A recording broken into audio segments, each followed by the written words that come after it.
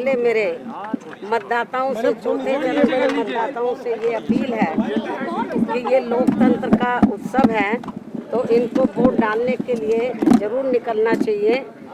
अपना एक एक वोट इनको जरूर डालना चाहिए। और ख़ासकर मैं वीकर सेक्शन के लोगों को ये कहना चाहती हूँ कि परम पूज्य बाबा साहब डॉक्टर अम्बेडकर, भीमराव अम्बेडकर के अथक प्रयासों से इनको वोट डालने का अधिकार मिला है, तो इनको इस वोट का ज़रूर इस्तेमाल करना चाहिए। अपना एक एक वोट जरूर डालना चाहिए। वैसे तो मेरी सभी मतदाताओं से अपील है कि लोकतंत्र को मजबूत करने के लिए इनको अपने वोट का इस्तेमाल जरूर करना चाहिए।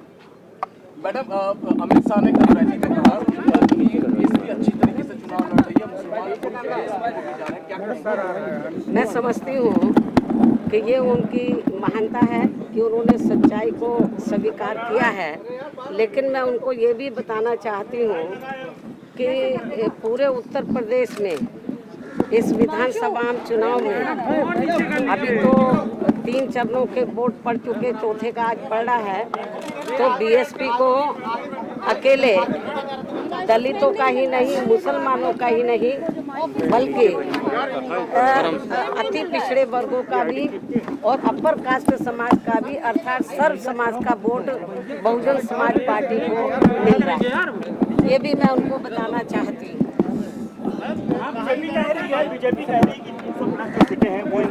अब ये तो वक्त ही बताएगा, जब रिजल्ट आएगा तो मालूम पड़ जाएगा कि कौन कितना पानी में है। समाजवादी पार्टी भी दावा कर रही है कि गठबंधन जो देखो, से आ रहा है। भारतीय जनता पार्टी भी दावा कर रही है, सपा भी दावा कर रही है। कहीं ऐसा ना हो जाए बहुत भीड़ नहीं दिख पा रहे हैं। और मुझे पूरा भरोसा है कि जब रिजल्ट आएगा तो सन 2007 की तरह पूर्ण बहुमत के आधार पर अपनी सरकार जरूर बनाएगी। मुझे ऐसा पूरा भरोसा है। लेकिन अखिलेश यादव कह रहे हैं कि मुस्लिम वोटर उनके साथ जा रहा है और 400 सीट जीत रहे हैं, 400।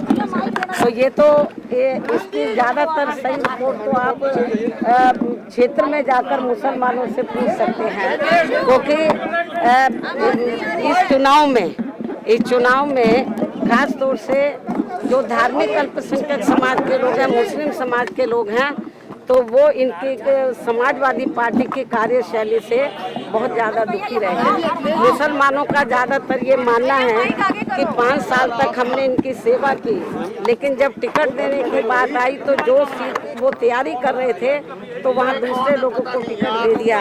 तो मुस्लिम समाज तो उनसे वैसे ही नाराज है, तो उनको वोट कैसे दे देगा। ये भी दावा किया जा रहा है कि जापा वोट भी इस बार अखिलेश यादव। मैं आपको ये बताना चाहती हूँ कि मेरे समाज का वोट तो बहुत दूर की बात रही।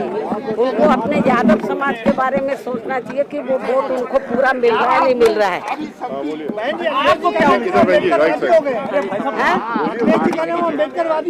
यदि वो अम्बेडकरवादी होते तो बाबा साहब के नाम से जो हमने जनहित की अनेकों योजनाएं बनाई हैं, तो उन योजनाओं के नाम वो नहीं बदलते जब वो सत्ता में थे। और इतना ही नहीं, भदोई जिले का नाम हमारी सरकार ने संत रविदास जी के नाम से रखा था, वो तो नाम उन्होंने बदल दिया, भदोई कर दिया। तो ये नकली अम्बेडकरवादी है, असली नहीं है। बीएसपी को क्या उम्मीद है कि 10 मार्च के जो नतीजे आएंगे वो कैसे होंगे?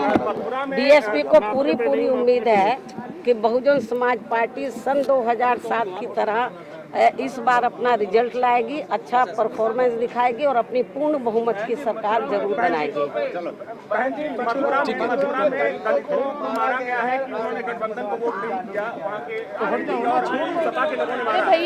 ये जो अभी तो सपा जो सरकार बनाने के सपने देख रही है, इनका सपना चकनाचूर हो जाएगा।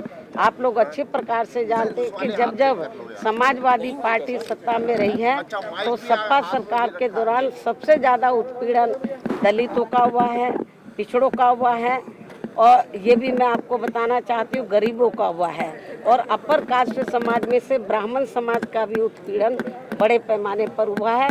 तो अभी तो वो सब केवल बयानबाजी से ही उनके जो फॉलोवर्स हैं, जो उनके अनुयायी हैं, उनके दिमाग खराब हो गए। अभी तो वो सत्ता में भी नहीं आए हैं और आने वाले भी नहीं हैं।